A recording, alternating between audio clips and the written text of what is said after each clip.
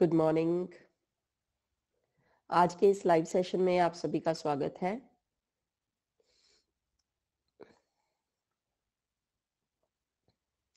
Join कीजिए जल्दी and we will start the session. ठीक है, artificial intelligence.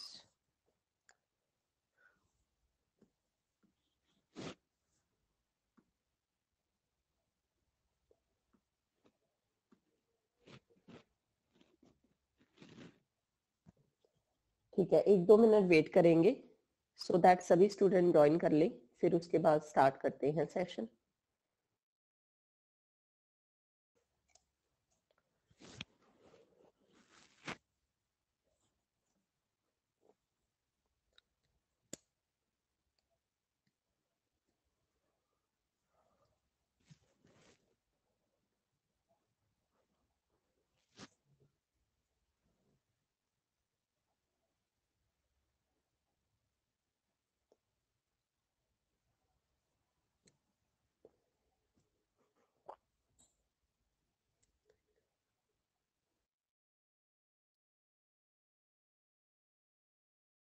Good morning once again.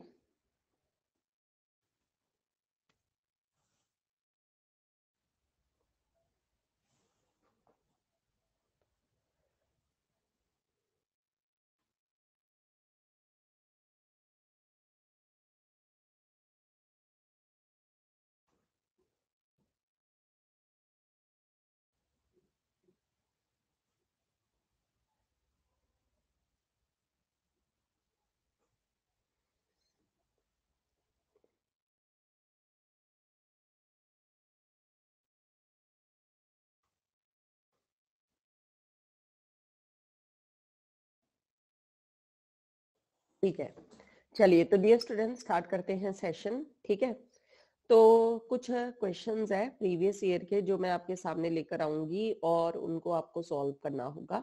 ठीक है, this is the question. June 2016 game playing से है। ठीक है, अब आप बताओ कि इसका आंसर क्या आएगा। Can not be reached.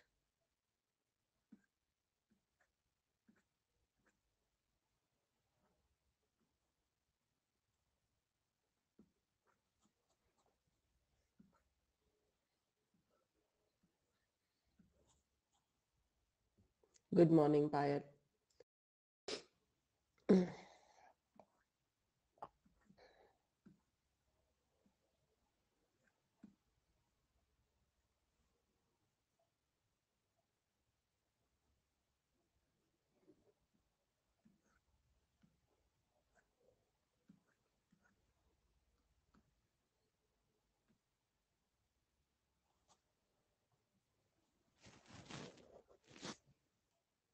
Okay,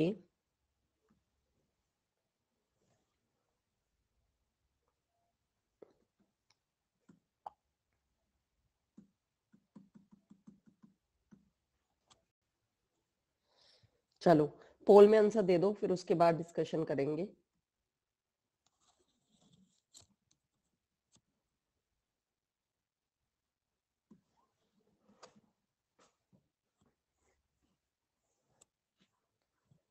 Payal, Ashish, Ramya, Iqra, थसलीना, Sonali, Kavita, Shweta, सध्य। Okay fine, ठीक है। सो 77%। गिवन क्या है? 3 पजल है वेयर लाइक 8 पजल। ठीक है, एक 3 पजल गेम है 8 पजल गेम की तरह। आपने देखा होगा बचपन में हमारे कई गेम्स ऐसी आती थी, ठीक है, जिनके ऊपर ना कुछ आपको कोई शेप बनानी थी, स्टिकर्स लगे होते थे और छोटी छोटी टाइल्स होती थी। उन टाइल्स को लेफ्ट राइट हमें रोटेट करना होता था। समटाइम क्या होता था कि किसी टाइल को हमारा मन करता था कि यहाँ से उठा के यहाँ पे लगा दे, पर हम कर नहीं सकते थे क्योंकि उसमें आपको टाइल्स को जस्ट आगे पीछे घुमाकर फिर वो शेप बनानी होती थी। ठीक है, तो यहाँ पे क्या है? 3 पजल गेम है, कहते ये 3 पजल गेम है जिसमें 3 डाइस दिए हुए हैं एंड आपको इनको एडजेसेंट एम्प्टी स्पेस में मूव करना है। कौन सी जो है सीक्वेंस इसमें नहीं बन सकती। आप देखो सबसे पहले तो जो आपके पास गिवन है उसमें 1 2 3 इस तरह से है, ठीक है, क्लॉकवाइज है गिवन में। अब आप देखो क्या गिवन से ये बन सकता है, ठीक है, ये वाली फर्स्ट ऑप्शन गिवन से बन सकती है। देखो कैसे बन सकती है, मैं 3 को इधर मूव कर दूंगी, 2 को नीचे मूव कर दूंगी, 1 को राइट हैंड साइड पे मूव कर दूंगी, ठीक है, ये बन गया। नाउ हमें चेक करना था फर्स्ट ऑप्शन। फर्स्ट ऑप्शन में और क्या है, 3 को आगे मूव कर दो एम्प्टी स्पेस पे, 1 2 को वहीं पे रखो, तो फर्स्ट ऑप्शन आपकी बन गई। इसी तरह से you have to check second, यहीं से ही सेकंड की कोशिश कर लो। 3 तो यहाँ पे पड़ा है, 2 को इधर मूव कर दो एंड दिस इज 3 1, ठीक है, 1 2, तो ये 3 को इस तरफ मूव कर दीजिए, 1 2 3। दोनों में क्या है, this is also clockwise, this is also clockwise, this is what, this is also clockwise. पर ये क्या है, देखो एंटी क्लॉकवाइज है। सिर्फ ये एक डायग्राम है जो ऑपोजिट डायरेक्शन में है, बाकी सारी डायग्राम्स क्लॉकवाइज है। This given is clockwise, increasing order clockwise में है, ये भी क्या है, इंक्रीजिंग ऑर्डर क्लॉकवाइज में है। इस तरह से क्लॉक चलता है नीचे को। दिस इज ऑल्सो क्लॉकवाइज, ये भी क्या है, क्लॉकवाइज ही है, पर ये क्या है, इस तरह से है, एंटी क्लॉकवाइज है। So that's why third option can not be reached. हाँ जी, क्लियर?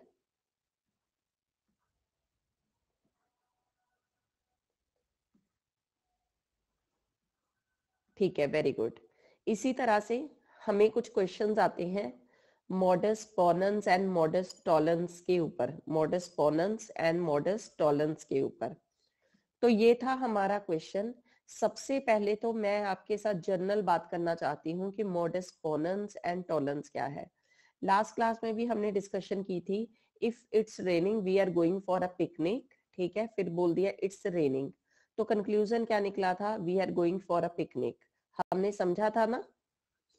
तो ये क्या होता है, मॉडस पोनेंस होता है, this is modus ponens. Is this clear? ठीक है। अब आपके पास पेपर में क्या हो रहा है, आपको ये पी इम्प्लाइज क्यों नहीं दिया, ये देखो, from alpha is super set of beta, alpha this this this, ये चीजें दे रखी है, इम्प्लाइज नहीं दिया, ठीक है।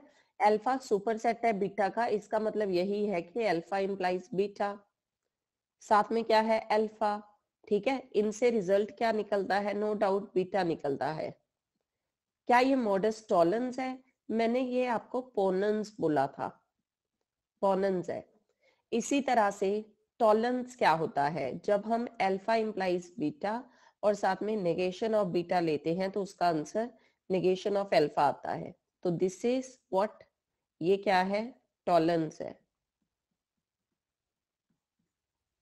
हाँ जी, क्लियर?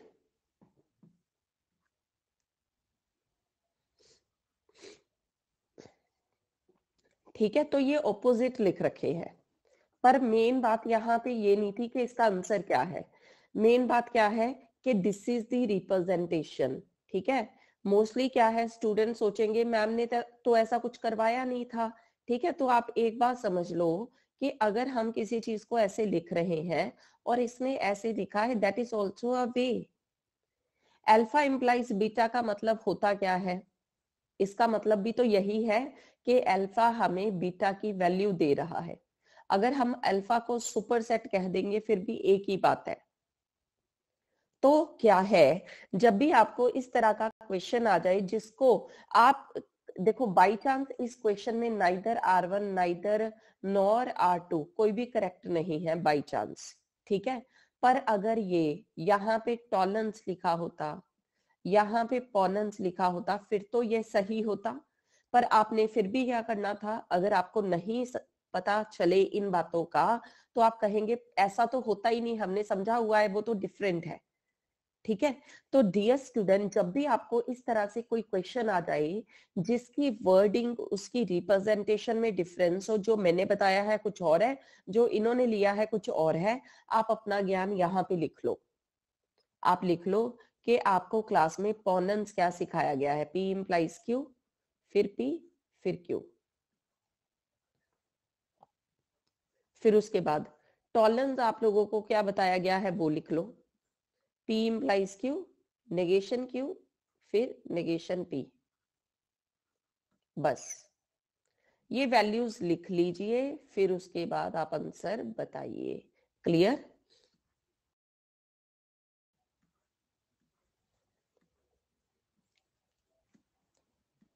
ठीक, नेक्स्ट चलते हैं। First order logic, this is equivalent to what? ठीक है।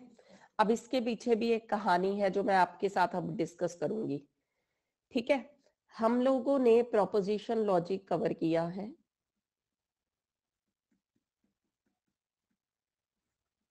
ठीक है। फर्स्ट ऑर्डर लॉजिक प्रेडिकेट के लिए भी यूज कर लेते हैं, प्रोपोजिशन के लिए भी यूज कर लेते हैं, कोई बड़ी बात नहीं है। ठीक है। चलो, तो प्रोपोजिशन लॉजिक हमने डिस्कस किया था। आप लोगों को एक कंसेप्ट है बुलियन अलजेब्रा, वो काफी हद तक आता होगा। ठीक है। एक सिंपल बात समझ लीजिए, बुलियन अलजेब्रा आपके प्रोपोजिशन के टॉपिक में, एआई में, डिस्क्रीट स्ट्रक्चर में, मैथ के पोर्शन में, फजी लॉजिक में, इन सभी के टॉपिक के साथ इंटर रिलेटेड है। समझ लगी बात? कौन सा टॉपिक? Boolean algebra. ठीक है। क्लियर? ठीक है। अब नेक्स्ट बात समझिए, आपके पास बुलियन अलजेब्रा में बहुत सारी थ्योरम्स होती हैं।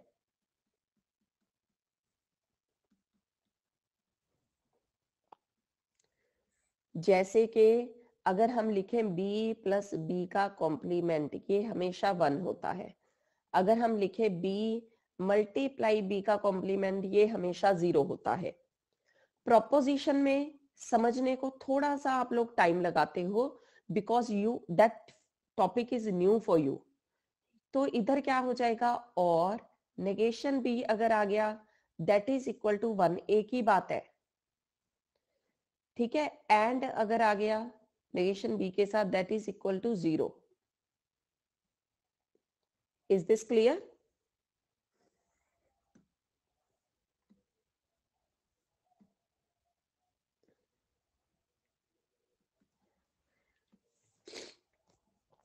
ठीक है। अब इस तरह से हमारे पास बहुत सारी थ्योरम्स है। जैसे मान लीजिए यहाँ पे हमारे पास लिखा है ए बी, फिर लिखा है ए के साथ सी, फिर लिखा है बी सी। ठीक है। सभी स्टूडेंट देखो क्या लिखा है। अगर मैं इसको प्रोपोजिशन में लिखूंगी तो ये बनेगा ए एंड बी बीच में, और ए एंड सी बीच में, और बी एंड सी। आप मेरे साथ सहमत हो? ठीक है। अब जैसे हमारे पास ये क्वेश्चन दिया हुआ है, ये बेसिकली ये क्या दिया है, आर की एडिशन क्यू के साथ, अगर हम बुलियन की बात करें, फिर साथ में क्या दिया है, मल्टीप्लाई पी की एडिशन क्यू के कॉम्प्लीमेंट के साथ, राइट? ठीक है। वो पूछ रहा है इनमें से किस एक्सप्रेशन का मिनिमाइज्ड ये है। आप देखो, इसमें तो 2 टर्म्स है, इन सभी में 3-3 टर्म्स है, तो ऑब्वियस है इन चारों में से किसी को सिंप्लीफाई करके ये आंसर बनेगा। आप मेरी बात समझ पा रहे हो? अगर तो देखो यहाँ पे 3 टर्म्स दी होती, हम उसको सिंप्लीफाई करके एक आंसर बता देते, पर अब हमारे पास क्या है, 4 ऑप्शंस है, चारों में से किसी की सिंप्लीफिकेशन ये आएगी। आपको बात समझ आई? बोलो।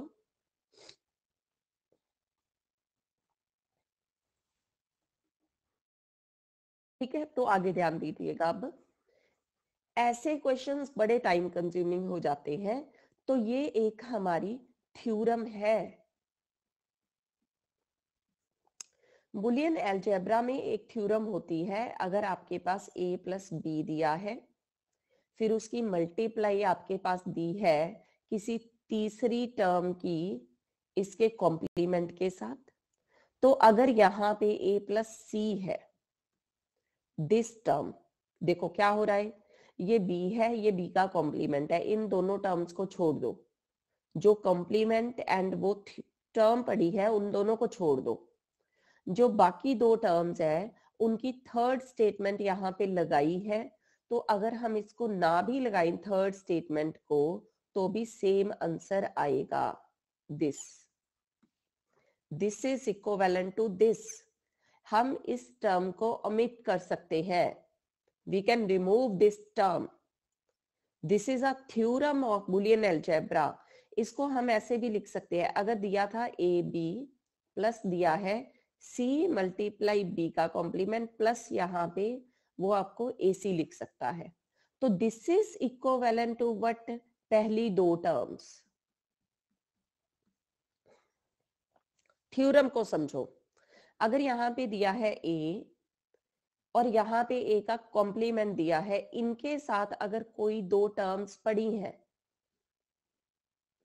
थर्ड टर्म इन्हीं के कॉम्बिनेशन के साथ बनेगी चाहे ना बनाओ, वो रिडंडेंट है, जो थर्ड टर्म इनके कॉम्बिनेशन के साथ बनेगी वो रिडंडेंट है।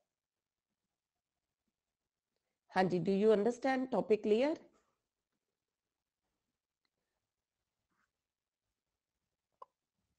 This is called consensus theorem.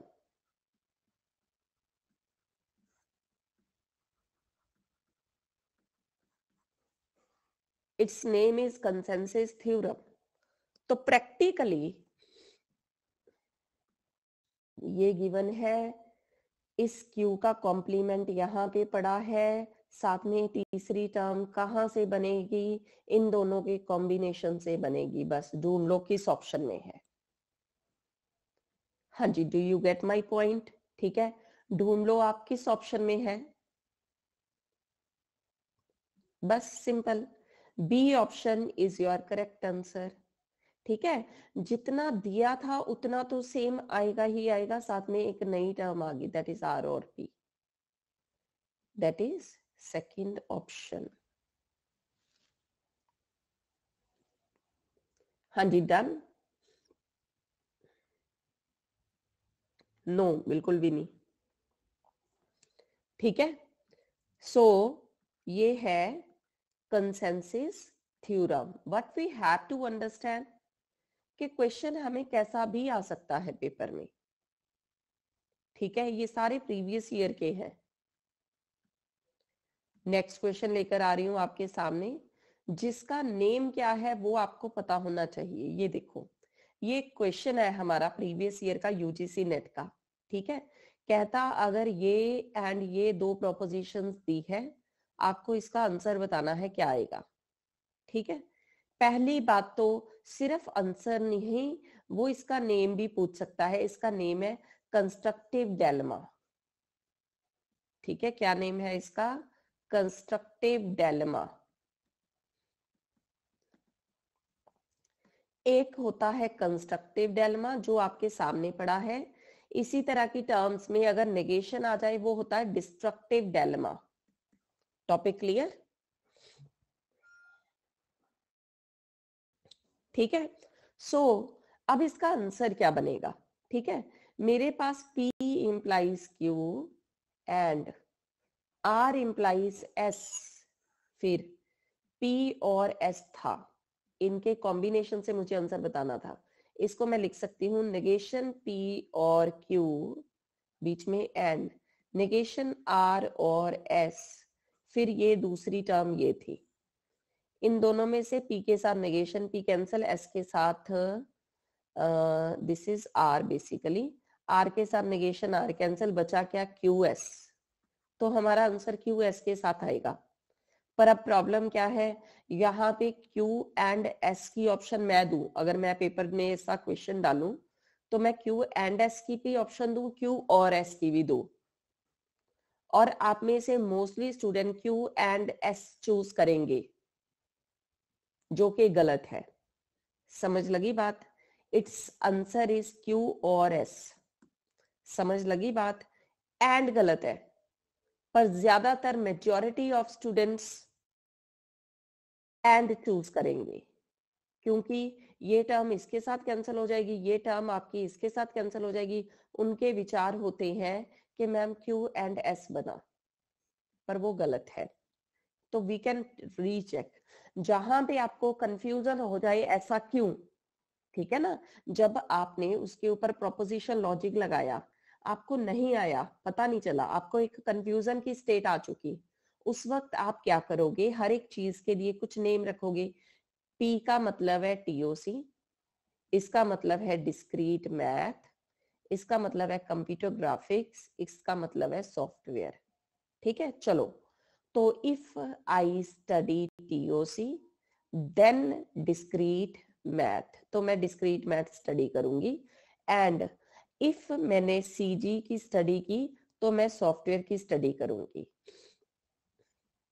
P और आर क्या हो जाएगा, टीओसी और सीजी।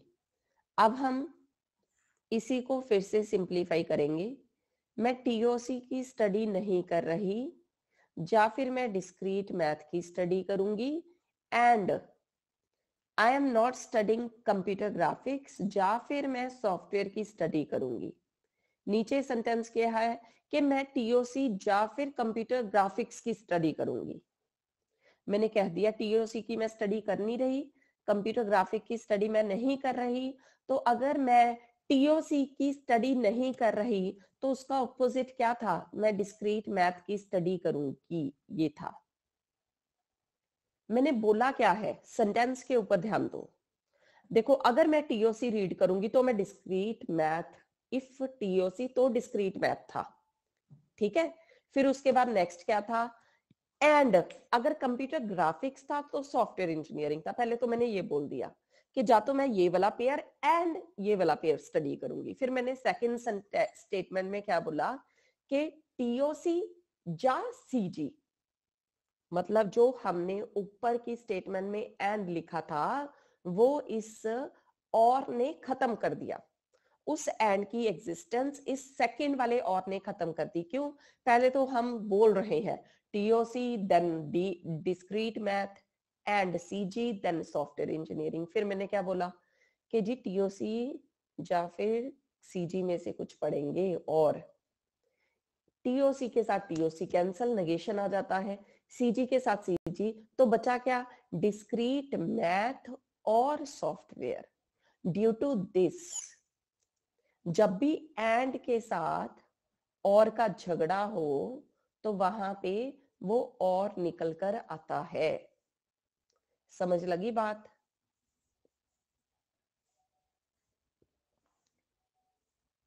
गुड, ठीक है। ठीक है, तो ये स्टेटमेंट्स है जिनके ऊपर आपको फोकस करना है। तो दिस इज कंस्ट्रक्टिव डेल्मा। आप इसको एक एग्जाम्पल के साथ भी देख सकते हैं, ठीक है।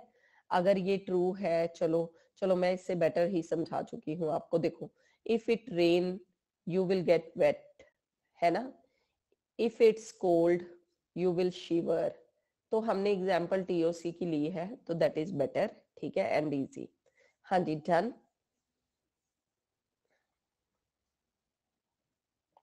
ठीक है, अब नेक्स्ट बात क्या है, ये मॉडस पोनेंस, ये भी इन्फ्रेंस रूल थे, मॉडस पोनेंस एंड मॉडस टॉलेंस। जो कंस्ट्रक्टिव डेल्मा अभी किया है वो भी इन्फ्रेंस रूल्स है। अब ये इन्फ्रेंस रूल क्या होते हैं, पहले भी हमने बात की थी। इन्फ्रेंस होता है किसी बात से नई बात निकालना, दैट इज कॉल्ड इन्फ्रेंस। ठीक है, ये सारे इन्फ्रेंस रूल्स है, बहुत सारे हैं, ढेरों हैं, उनको हम डिटेल में कवर करेंगे, एंड वो सारे इंपॉर्टेंट है एग्जाम के लिए, कब क्या पूछ ले। और बहुत सारे इक्विवेलेंसेस हमने ऑलरेडी कवर कर लिए, राइट। क्या चीजें इक्वल नहीं होती उनके ऊपर फोकस करना है ना। ठीक है, अब ध्यान दो, मैं आपसे क्वेश्चन पूछ रही हूं, ठीक है, यू हैव टू सिंप्लीफाई। मुझे किसी भी स्टूडेंट ने आंसर नहीं देना, आपको इसको बहुत ही छोटा सा आंसर बनाना है। ठीक है, मैं आपसे पूछ रही हूं क्या ये ऐसे है? ठीक है, R and S implies P. ठीक है, किसी ने आंसर नहीं देना, I will give you poll. तो आपने मुझे आंसर देना है सिर्फ पोल में, whether this is true or false। Simplify करो, लेफ्ट को सिंप्लीफाई करो, राइट को भी सिंप्लीफाई करो।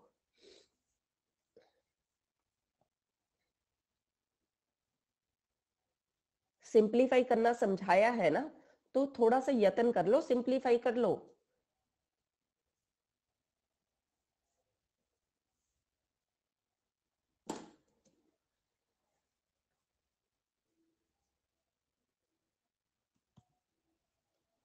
कॉपी पेन होना चाहिए सभी स्टूडेंट्स के पास।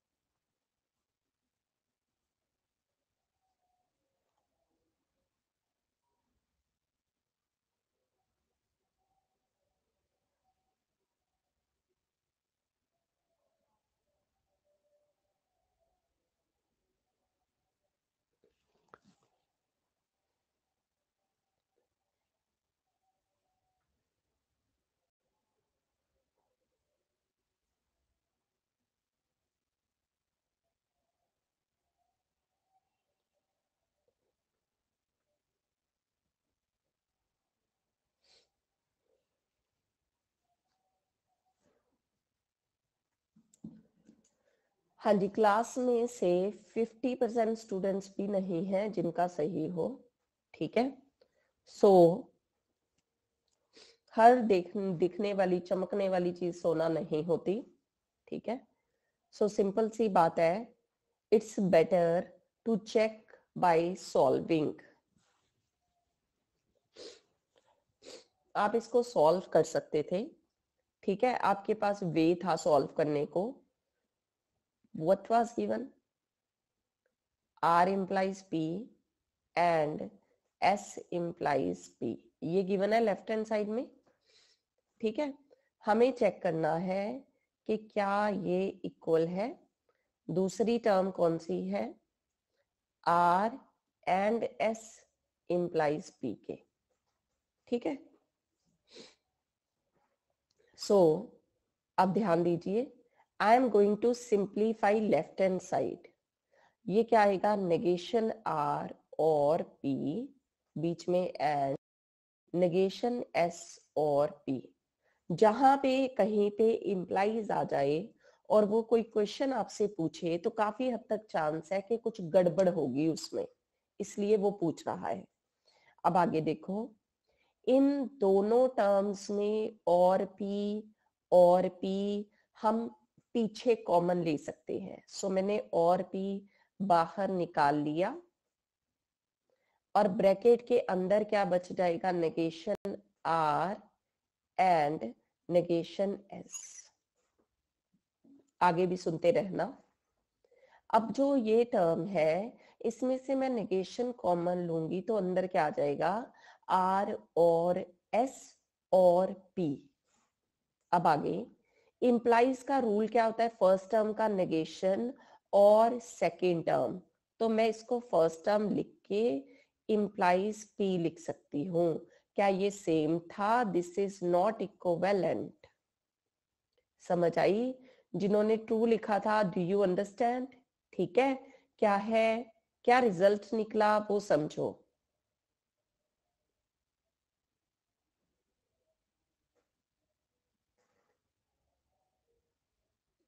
क्या रिजल्ट निकला?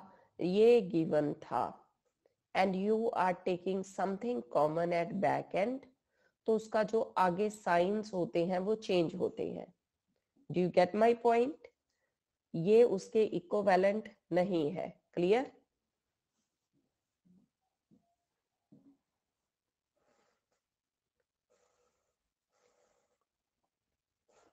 ठीक है, कॉपी पेन रेडी रखो।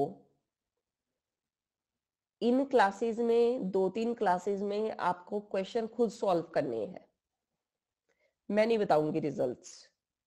I have explained a number of times, ठीक है, कि हमें फोकस करना है, अगर इम्प्लाइज आ जाए फोकस करना है। ठीक है, तो let me check your focus. हाँ जी, डन।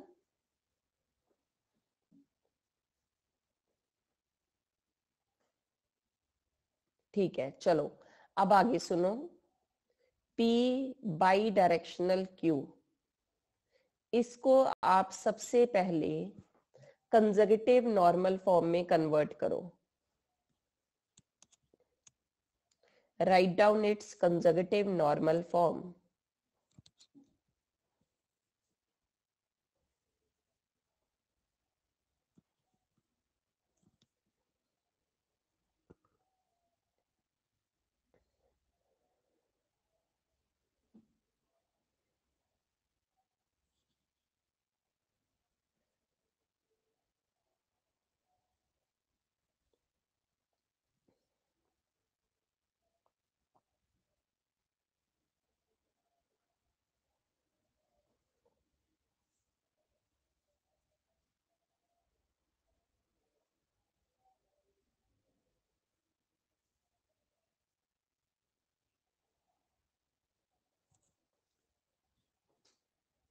ठीक है, सो कंजर्वेटिव नॉर्मल फॉर्म किस तरह से बननी थी? Because we know that this is equal to P implies Q and Q implies P, we know that ना।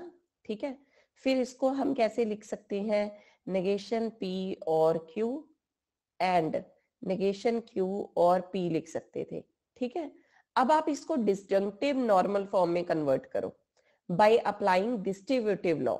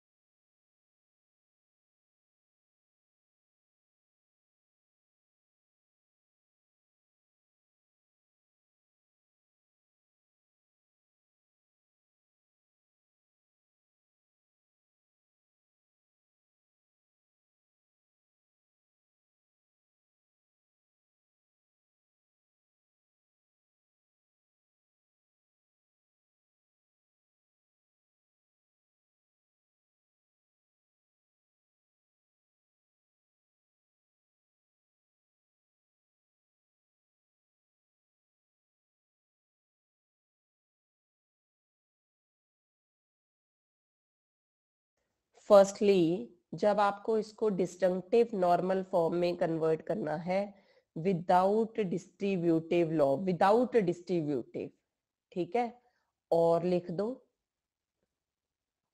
Without distributive. ठीक है, जहां पे और है वहां पे दोनों जगह पे एंड लिख दो। फिर क्या देखो, इधर एक नेगेशन, एक बिना नेगेशन की थी, आप दोनों नेगेशन की टर्म इकट्ठी कर दो, दोनों बिना नेगेशन की इकट्ठी कर दो। This is your distinctive normal form of this question. हाँ जी बोलो, सेम आया?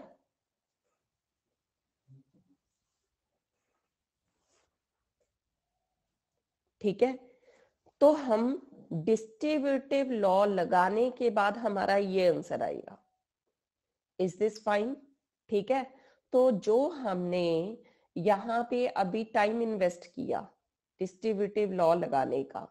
तो बेटर क्या है, हमें पता है ये चीज, क्या रिजल्ट आएगा, मैम ने कैसे समझाया। तो जहां पे एंड था, ये वाला रिजल्ट तो सबसे सिंपल था ना, ये दोनों रिजल्ट तो कुछ था ही नहीं इनमें, तो आप इजीली लिख सकते हो। तो पेपर में आपको चांसेस है कि इसके क्वेश्चन आए, और वहां पे भी ये चांसेस है कि आप गलती करें। ठीक है, क्यों? क्योंकि इसके आगे आगे और बहुत कुछ आ जाएगा। आगे भी सुनो, अगर दोनों का नेगेशन लिखा है then also it is fine, same है। ये सारी शीट के ऊपर जितनी चीजें पड़ी हैं सारी सेम है, ठीक है। लेकिन अगर हम होल कॉम्प्लीमेंट लगा दें, वो सेम नहीं है। स्टूडेंट की मेंटेलिटी रहती है कि मैम ये सेम तो है, नेगेशन पी, नेगेशन क्यू, फिर होल, एक ही तो बात है, नॉट इक्वल है। ये तो कॉम्प्लीमेंट है उस सारे का जो इस शीट के ऊपर व्हाइट कलर में पड़ा है, उस सारे का कॉम्प्लीमेंट ये है जो हमने यहाँ पे लिखा है। Do you understand? ठीक है, अब नेक्स्ट बात सुन लो जो मैं क्वेरी करने जा रही हूँ। जो ग्रीन कलर में मैंने नेगेशन वाला ये लिखा है, अब आपको इसकी कंसेक्यूटिव नॉर्मल फॉर्म एंड इसकी डिस्जंक्टिव नॉर्मल फॉर्म लिखनी है, लिखो।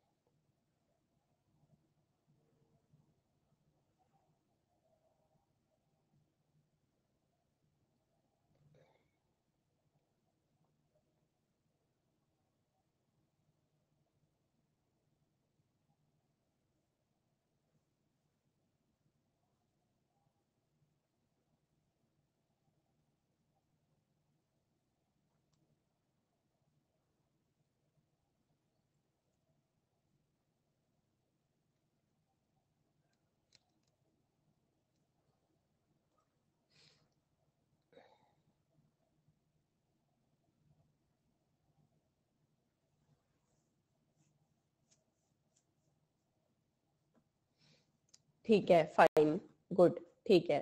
सो सबसे पहले we were discussing about this ना, इसका रिजल्ट हमारा किसके इक्वल था? वो था P इम्प्लाइज Q, जितने भी रिजल्ट थे, ठीक है, दिस इसके इक्वल था। दूसरा इसका रिजल्ट इसके इक्वल था, ठीक है। थर्ड इसका result negation P and negation Q, फिर और P एंड Q के इक्वल था। आप सहमत हो मेरे साथ? और ये टर्म किसके इक्वल थी? अगर हम दोनों का इंडिविजुअल नेगेशन ले रहे थे तो इक्वल थी। अब आगे सुनो, जब भी आपको कंसेप्ट आ जाए कि होल कॉम्प्लीमेंट लो, होल कॉम्प्लीमेंट, ठीक है, सो हमें करना क्या है, जो ये टर्म है हमारी, इसको एज इट इज लिख लो, अकेली इसकी टर्म्स को, सिंबल्स ना लिखो, ठीक है। जहां पे एंड था वहां पे जस्ट और डाल दो, जहां पे और था वहां पे एंड डाल दो। इसी तरह से जो ये है इसको भी सेम करो, जैसे गिवन है सेम डिट्टो वैसे लिख लो, लेकिन जहां पे और था वहां पे एंड लिख लो, जहां पे एंड था वहां पे और लिख लो। This is your answer. Check करो।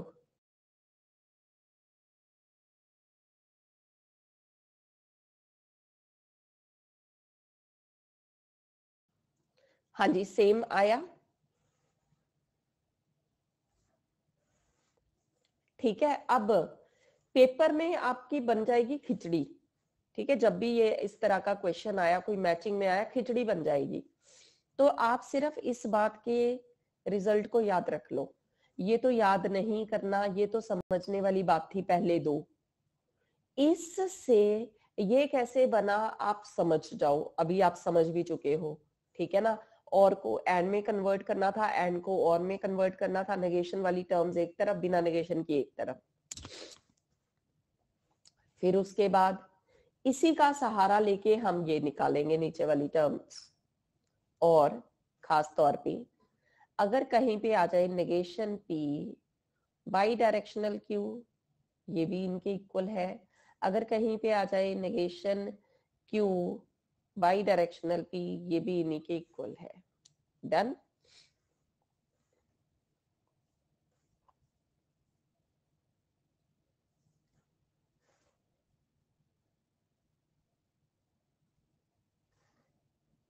हाँ जी, टॉपिक क्लियर।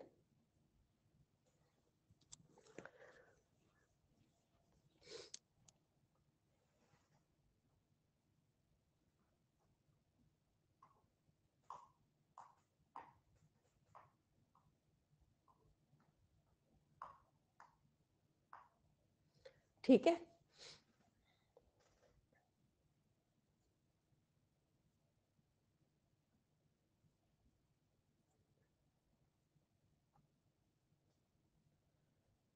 समझना कोई मुश्किल नहीं है। बात तो होती है कि इसकी इम्प्लीमेंटेशन आप आगे कर पाते हो या नहीं, वो इम्पोर्टेंट है। ठीक है, समझ तो हर कोई, हर स्टूडेंट समझ जाएगा जब उसको एक्सप्लेन किया जाएगा। बात तो इसकी बाद में इम्प्लीमेंटेशन है। ठीक है, तो इन क्वेश्चंस को आपको इम्प्लीमेंटेशन तक लेकर जाने के लिए जो क्लास में समझाया है, आप उस बात को ध्यान में रखो। हाँ जी, डन।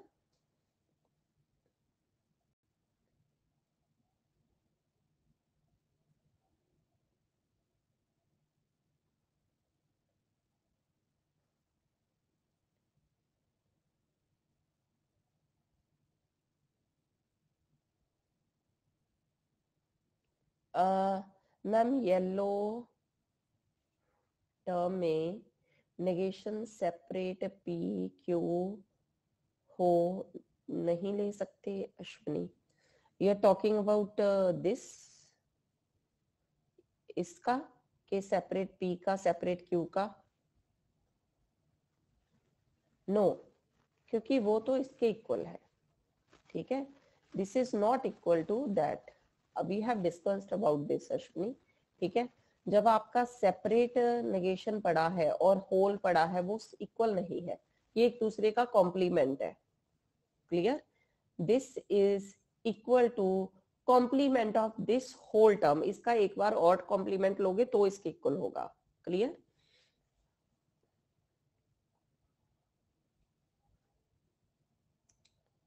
किसको कौन सा प्रीवियस?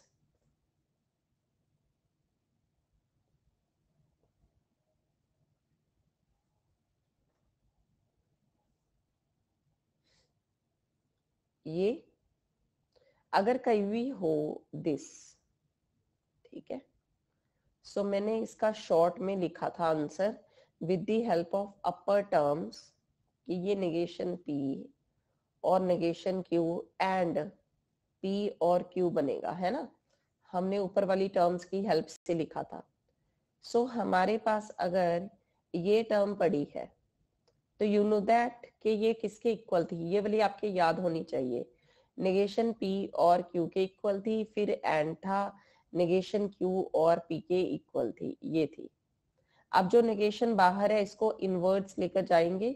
सो पहली टर्म का नेगेशन जो एंड है वो और में कन्वर्ट हो जाएगा, दूसरी टर्म का नेगेशन ये आएगा। This is equal to P and negation Q, बीच में और क्यू एंड नेगेशन पी। एक तो ये बना रिजल्ट। ये वाला सेकंड वाला, समझ आई बात? ठीक है, जस्ट नेगेशन को अंदर लेकर गए हैं और ये वाला रिजल्ट बन गया हमारा सेकंड वाला रेड लाइन। इसी के ऊपर जस्ट डिस्ट्रीब्यूटिव लॉ लगाएंगे, वो ऊपर वाइट वाला बन जाएगा। ठीक है, सो पहले पी एंड का मैं डिस्ट्रीब्यूटिव, हमें इसको और था एंड के साथ कन्वर्ट करना है। ठीक है, सो हम इसके ऊपर डिस्ट्रीब्यूटिव लॉ लगा सकते हैं पी एंड को स्पेशियस फॉर्मेट में लिख के। देखो कैसे लिखेंगे, मैं पी एंड नेगेशन क्यू, जो ये पहली टर्म है इसको स्पेशियस लिख रही हूँ, फिर उसके बाद जो ये पीछे की टर्म है और क्यू एंड नेगेशन पी यहाँ पे, और क्यू एंड नेगेशन पी यहाँ पे लगा देंगे। ये क्या बन जाएगा, पी और क्यू एंड पी और नेगेशन पी, जो कि 1 होता है, we have discussed about this, and negation Q और क्यू एंड नेगेशन क्यू और नेगेशन पी। ये खत्म 1, ये भी खत्म 1, बची क्या, बची सिर्फ ये टर्म और ये टर्म और बीच में एंड, तो ये आ जाएगा। क्लियर?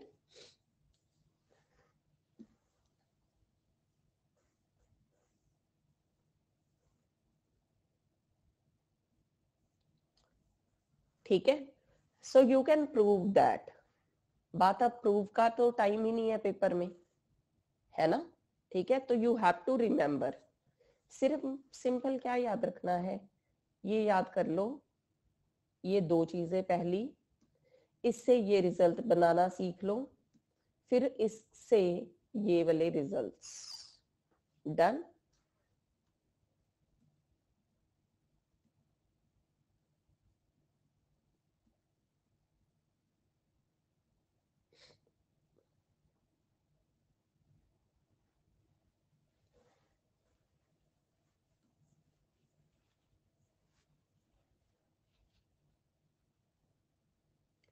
अच्छा, अभी ना जो दौर चला है कोविड का, उसमें एक चीज हम बड़े अच्छे से समझ चुके हैं, mutation. What is meant by mutation?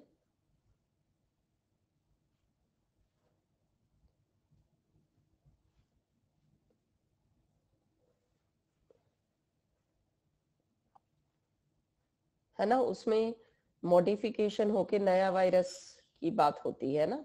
ठीक है, पहले डर रहे थे एक वायरस से, ठीक है, फिर और आ गया, फिर उसकी म्यूटेशन होके और आ गया। अभी क्या है कि ये जो है डेडली नहीं है, ठीक है, and we all are mostly vaccinated also. ठीक है, तो अगर और म्यूटेशन ना हो, ठीक है ना, तो mutation is a term which is used in genetic algorithm. Genetic algorithm का एक क्वेश्चन आपको प्रीवियस ईयर में आया था, जो करवाया भी था मैंने। ठीक है, सो जेनेटिक एल्गोरिदम में से क्वेश्चन आने के चांसेस है। जेनेटिक एल्गोरिदम होता क्या है, ह्यूरिस्टिक सर्च एल्गोरिदम है। ह्यूरिस्टिक क्या होता है, based on some information, that is heuristic. ठीक है, तो जो जेनेटिक एल्गोरिदम है वो ह्यूरिस्टिक है। कैसी ह्यूरिस्टिक है, अडेप्टिव ह्यूरिस्टिक है, जिसको हम अडेप्ट कर सकते हैं। यस, इन्फॉर्म्ड है, इन्फॉर्म्ड सर्च है, मतलब इसमें हमें कुछ नॉलेज होती है, उसके बेस पे करते हैं काम। जेनेटिक एल्गोरिदम जो है एवोल्यूशनरी कंप्यूटिंग एक टॉपिक है, उसका पार्ट है एवोल्यूशनरी कंप्यूटिंग, उसका पार्ट है। ठीक है, एंड जेनेटिक एल्गोरिदम जो है ये हमें बताता है जो भी ऑप्टिमाइजेशन प्रॉब्लम्स है ना, ठीक है, उनको सॉल्व करने के लिए जो है हम जो भी इंटेलिजेंस यूज करते हैं किसी भी ऑप्टिमाइज प्रॉब्लम को सॉल्व करने के लिए, वो जेनेटिक एल्गोरिदम के थ्रू है। मतलब समझाती हूँ, आप मार्केट में गए, ठीक है, सभी अलग अलग होते हैं, ऑल आर डिफरेंट। आप कोई चीज घर पे लेकर आए हो 1000 रुपीज में परचेज करके और आप बड़े खुश हो, ठीक है। उसके बाद आपको पता चला कि वही 500 रुपीज में आपके घर पे और कोई फैमिली मेंबर लेकर आया सेम थिंग, ठीक है। तो genetic algorithm represent an intelligent exploitation, ठीक है। जब भी हम कभी कोई ऑप्टिमाइजेशन प्रॉब्लम करना चाहिए, अब यहाँ पे ऑप्टिमाइज क्या था, कॉस्ट कम करनी, बेनिफिट ज्यादा करना, तो इस इंसान ने वो कर लिया सेम ऑब्जेक्ट के लिए कम रुपीस देके। तो जेनेटिक एल्गोरिदम के ऊपर बहुत सारी चीजें आधारित है, ऑप्टिमाइजेशन प्रॉब्लम्स जो है वो जेनेटिक के ऊपर आधारित है। समझ लगी बात?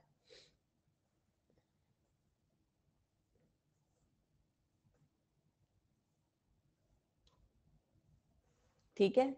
जैसे क्लासरूम में ही बचपन में क्या था, कंपटीशन बहुत होता है, तो कई बार डिफरेंशिएशन करने लगते हैं पेरेंट्स, तेरी क्लास का वो बच्चा तो इतना इंटेलिजेंट है, तू ऐसे क्यों है, ये वो ऐसा क्यों है। तो that is the genetic difference, ठीक है। सो जो फिटनेस है किसी इंडिविजुअल की, तो हम उसको दूसरे के ऊपर चैलेंज नहीं कर सकते, because everybody has their own genetic system, वो डिफरेंट है, ठीक है। How we can compare some person to another, because both are different, ठीक है। तो दोनों के जो है पैरामीटर्स डिफरेंट है, so we can not compare. तो जेनेटिक एल्गोरिदम क्या है, वो कन्वेंशनल आर्टिफिशियल इंटेलिजेंस जो था उससे बेटर है।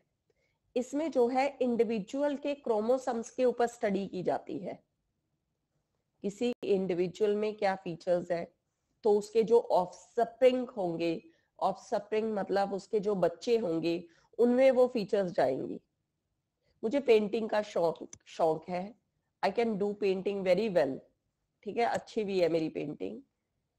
मुझ में ये फीचर मेरे फादर से आई है, he is a very good painting, so many paintings are done by my father, जो कि बहुत अच्छी हैं। अगर मैं उनको आज भी चेक करती हूँ तो मुझे लगता है कि ये हाथ से बनी हुई है, ठीक है। सो सिंपल सी बात है, नेचुरली है, फिर ये ट्रेड्स हमारे आगे जो फैमिलीज है उनमें जाते हैं, ठीक है। So definitely this trait Vanya will get from me, ठीक है। तो दांत निकालने के ट्रेड्स वो अपने फादर से लेगी, ठीक है। तो सिंपल सी बात है, जेनेटिक एल्गोरिदम क्या है, it is better than conventional, ठीक है। इसमें क्या है, क्रोमोसोम्स के ऊपर वर्किंग की जाती है, जिसका आपको एक क्वेश्चन भी आया था और भी आ सकता है। समझ लगी बात?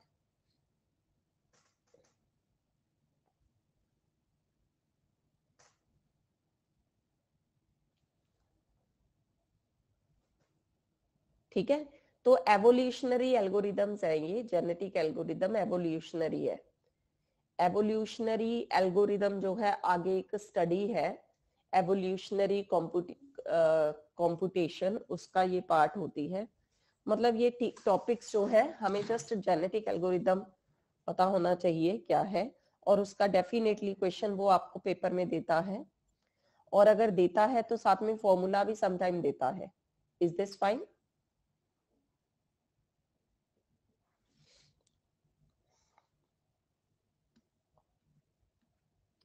ठीक है। साइंस की टर्म्स है ये, जेनेटिक एल्गोरिदम, क्रोमोसम्स।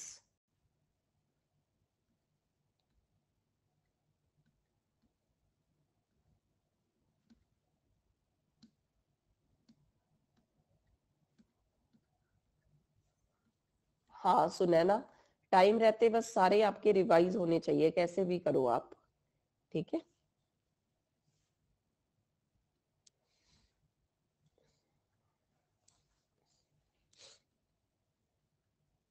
ठीक है, चलो। हाँ जी। तो अब मुझे फीडबैक चाहिए आपसे कि क्या एआई के टॉपिक्स आपके रिवाइज हो चुके हैं?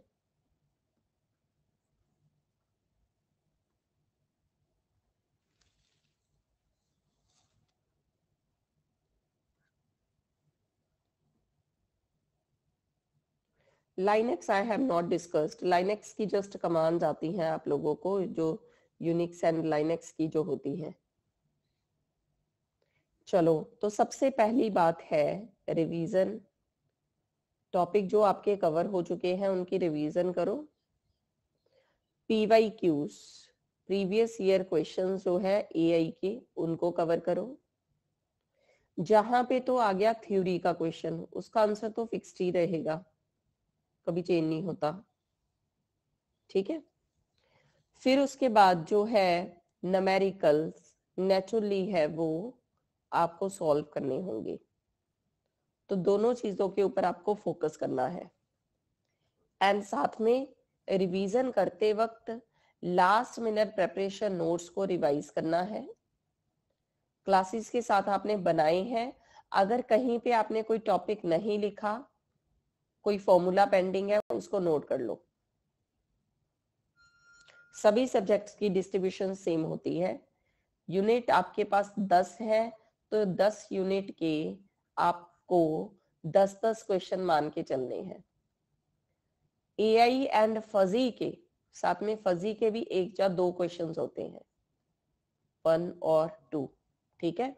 सो AI की क्लासेस में इतना टाइम था नहीं कि हम साथ में फजी भी डिस्कस करें, तो फजी हम अलग से कोर्स में करेंगे, स्पेशली जो फजी का होगा।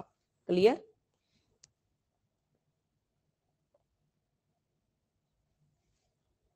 ठीक है। कभी किसी सब्जेक्ट में से 10 की जगह पे 12, 13 इतने क्वेश्चंस हो जाते हैं, जैसे कि DVMS ऑपरेटिंग सिस्टम में से फिर भी कम रहते हैं, DVMS सॉफ्टवेयर इंजीनियरिंग, ये 2 सब्जेक्ट्स है, कंप्यूटर सिस्टम आर्किटेक्चर, जिनमें से बढ़ जाते हैं क्वेश्चन, ठीक है। हाँ बिल्कुल, AI के टॉपिक हमारे कंप्लीट है, we are just understanding in these days के क्वेश्चंस कैसे करते हैं। जैसे ये एक क्वेश्चन था, ठीक है, क्वांटिफायर के बारे में हमने डिस्कशन भी की थी, आपको इसका लॉजिक भी पता होना चाहिए, ठीक है। अगर एक क्वेश्चन का आपको लॉजिक पता है तो यू कैन यूज दैट। समझ लगी बात?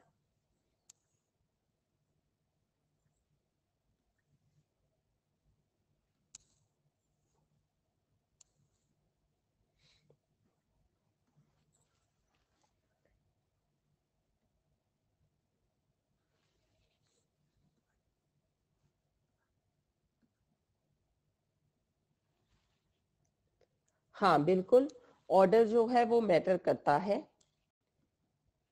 जैसे ये बड़े सिंपल से क्वेश्चन 2014 में ये ही पूछ रखा था, आजकल नहीं हम एक्सपेक्ट करेंगे। आपको ये कुछ लग ही नहीं रहा होगा ये क्वेश्चन, ठीक है, कि for all x F x है, तो ये तो बड़ा इजी है, ठीक है, पर आजकल ऐसे क्वेश्चन नहीं आते। 14, 15 तब आते थे। समझ लगी बात?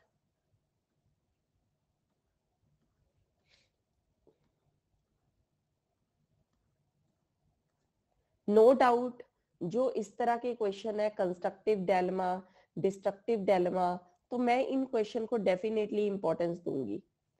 इक्विवेलेंसेस, क्या क्या चीजें सेम है, ठीक है, और साथ में नॉन इक्विवेलेंसेस, ये इंपॉर्टेंट है सबसे ज्यादा। एक क्वेश्चन हम एक्सपेक्ट करते हैं इसमें से आता ही है। क्लियर? ठीक है।